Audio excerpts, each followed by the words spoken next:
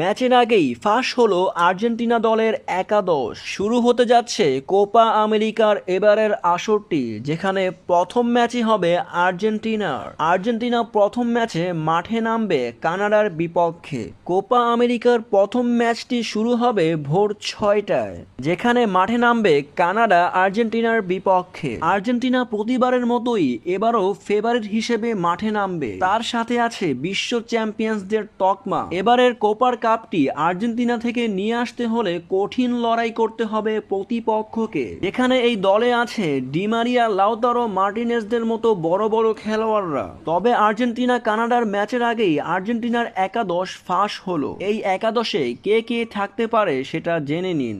নাউহেল Molina, Cristian Romero, Emiliano Martinez, Nicolas Otamendi, Nicolas Tagliafico, Rodrigo De Paul, Leandro Paredes, Mac Allister, Angel Di Maria, Lautaro Martinez এবং Lionel Messi. তবে শুরুর একাদশে Alvarez না থাকলেও দ্বিতীয়ার্ধে তাকে মাঠে নামানো হবে। এই শক্তিশালী একাদশ নিয়ে আর্জেন্টিনা মাঠে নামবে কানাডার বিপক্ষে।